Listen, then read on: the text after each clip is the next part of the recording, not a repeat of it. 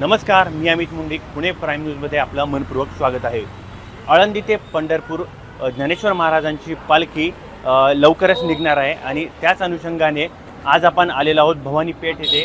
आणि जी ज्ञानेश्वर महाराजांची जी पालखी आहे ती या भवानी पेठ पालखी विठ्ठल मंदिरात गेल्या वर्षानुवर्ष ही पालखी येथे दरवर्षी येते आणि दरवर्षी येथे हजारो आणि लाखोच्या संख्येने वारकरी संप्रदाय आणि भाविक येथे या मंदिरामध्ये विश्राम घेत असतात. पुण्यामध्ये आल्याच्या नंतर ही पालखी इथे एक दिवस या ठिकाणी वारकऱ्यांचा मुक्काम असतो आणि या वारकऱ्यांची येथे पोलीस प्रशासन असो, महानगरपालिका असो, जिल्हाधिकारी यांच्या संयुक्त विद्यमानाने या संपूर्ण वारकऱ्यांचे इथं आयोजन केलं जातं. या वारकऱ्यांसाठी ज्या काही गोष्टी लागतात तर त्या गोष्टीसाठी इथले विश्वस्त असतील किंवा इथले व्यापारी वर्ग मंडळ असतील तर ते सुद्धा या वारकऱ्यांची इथे व्यवस्था करत असतात. आपण एकंदरीत जाणून घेऊया की वारकऱ्यांची यावर्षीची कशा प्रकारे सोय केली जाणार आहे.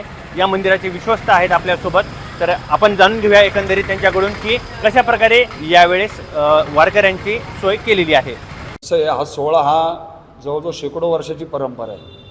दरवर्षी या पालखी आषाढी वारीसाठी संत ज्ञानेश्वर महाराजांची पालखी या आमच्या मंदिरात येत असते. त्यावेळेस पालखीच्या येण्याच्या अगोदर महिनाभर आम्ही विश्वस्त मंडळी आमचे सेवेकरी मिळून बैठक घेऊन जे काही सुखसोयी वारकऱ्यांचे आहेत त्याच्यासाठी आम्ही प्रयत्न करत असतो. त्यामध्ये मग कलेक्टरकडं पत्रव्यवहार असो, महानगरपालिकेकडे पत्रव्यवहार असो किंवा MSCB असो, टेलिफोन असो, जेवढे शासकीय यंत्रणा ह्या पालखी सोहळ्यामध्ये सहभागी असतील त्यांचं सगळीकडं आम्ही पत्रकबाजी करून आमची जी कामं रंगरंगोटी असेल, बाहेरची रस्त्याची आजूबाजूची स्वच्छता असेल, खड्डे बुजवणे असेल, हे सगळे महापालिकेच्या वतीने आम्ही करून घेतो. अंदाजे किती भाविक इथे येणार आहेत, वारकरी येणार आहेत? साधारणतः या भवानीपेठेमध्ये म्हणजे पुण्यामध्ये जो पहिला मुक्काम असतो या मुक्कामाच्याच आधारे पंढरपूर वारीची अख्खी तयारी वारकरी संप्रदाय करीत असतो. त्यामुळं जो तो वारकरी पुण्यात येऊनच पुढची तयारी करत असतो. म्हणून या भवानीपेठच्या पहिल्या मुक्कामी जवळजवळ 7 ते 8 लाख वारकरी टोटल दर्शनाला येत असतात. आणि शिवाय पुण्यातले नागरिक येणारे जे वारकरी आहेत त्यांची राहण्याची, मुक्कामाची, खाण्याची काय सोय? आता येणाऱ्या वारकऱ्यांसाठी प्रत्येक संस्था, मंडळ, व्यापारी मोठे नंतर महापालिके या सगळ्या शासकीय यंत्रणेने ठिकठिकाणी मंडप टाकून जिथं वारकऱ्यांना व्यवस्थित राहता येईल पावसा पाण्याचं त्या दृष्टीने शेड मंडप, लाकडी मंडप टाकून पत्र्याच्या शेडचं मंडप तयार करून त्याच्यात त्यांना निवाऱ्याची सोय केलेली असते. आपण प्रशासनासोबत काही नियोजन केलं आहे काय सर्व गोष्टींचे? आमचे जवळजवळ गेल्या महिन्यापासून पुणे महानगरपालिकेचे आयुक्त येऊन गेले. त्याच्यानंतर त्यांची संपूर्ण टीम यंत्रणा आत्ता जवळजवळ 15-20 दिवस काम करत आहे पुण्यात.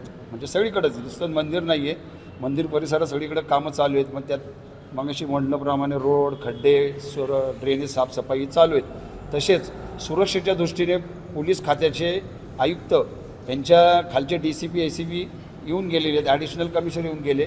त्यांच्याबी चर्चा झालेली आहे. त्यांचाबी बंदोबस्त सुरक्षेच्या दृष्टीने आमच्या सहकार्याने किंवा त्यांच्या सहकार्याने आम्ही हा मंदिर ट्रस्ट आणि सेवेकराच्या माध्यमातून आम्ही हा तयार ठेवलेला आहे. आपण वारकऱ्यांना काय आव्हान करू इच्छिता?